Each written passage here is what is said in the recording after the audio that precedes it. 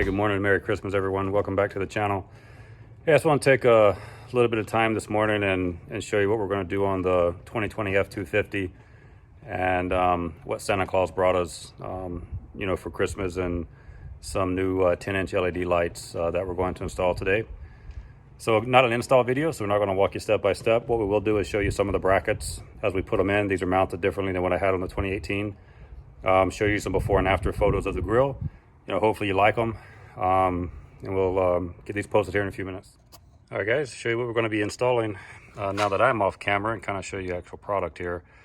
We picked this up from Rough Country, their BlackSeries 10-inch Slimline LEDs, and it's 2 per box, so 2 per side, and they're going to install on each side of the Ford emblem there. Set of brackets comes, you got to do a little bit of drilling. I'll show that to you as we go through, but let's get these installed. But there's 2 on each side. Let's see what they look like when they're all done. All right, guys, once you get the grill off, you'll take the horns, drop those down, and you're going to mount these brackets right here on the side. You will need a 1/4 inch bit. Just drill through the plastic, make sure they align, and then I just mounted mine flush right there. Now same on the other side, flush right there. This one here is a little bit tricky. You got to make sure the clip is aligned. It can't be at an angle. It's got to be straight in. You got 2 support pieces in the back that you're not going to be able to drill through. All right, guys, when you go to put this OE bolt in for the bracket provided by Rough Country with the original horn bracket on the truck, using that OE bolt, you're going to have to drill out that top bracket. I use a 5/16 just to drill it out a little bit so you can get that OE bolt to go through. Bracket slides back in behind the original. You're going to end up drilling this hole out down here just with a 1/4 inch through the plastic. You're going to hold the nut behind your hand with your 2 fingers with your fingers, and tighten that up. And then you'll have the passenger side inner bracket on. And then you don't have to worry about measuring anything on the driver's side. What Rough Country does is they provide you slots in the bracket already.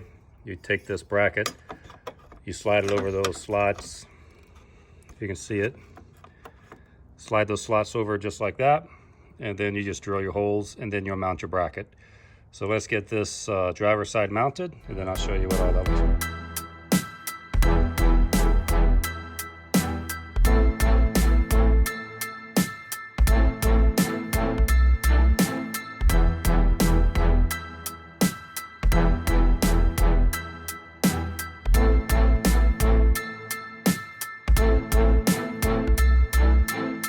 Okay, so if you're using the upfitter switches on your 2020 F250, they are on the passenger side.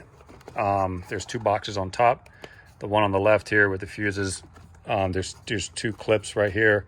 Pop that up, slide them out, and then underneath that will be all of these upfitter wires taped, so you're gonna have to remove the tape, and then it'll give you the color code for all the different upfitter switches.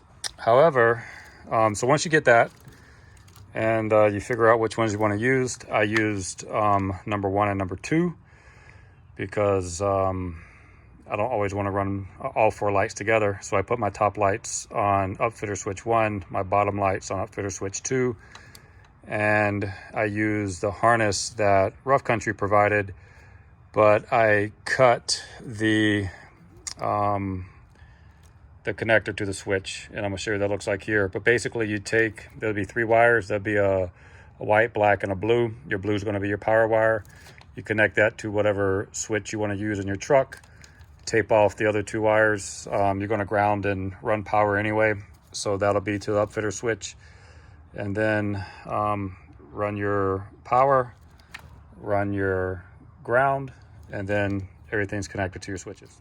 All right, so you're going to get a very lengthy cable harness with these lights, right? They're all actually probably a little too long. Took longer to get all the wiring harness up tucked away nice and neat than it did to install the actual lights. But basically what you're going to see is you're going to see a power switch that you can mount on the inside of your truck if you don't have upfitter switches.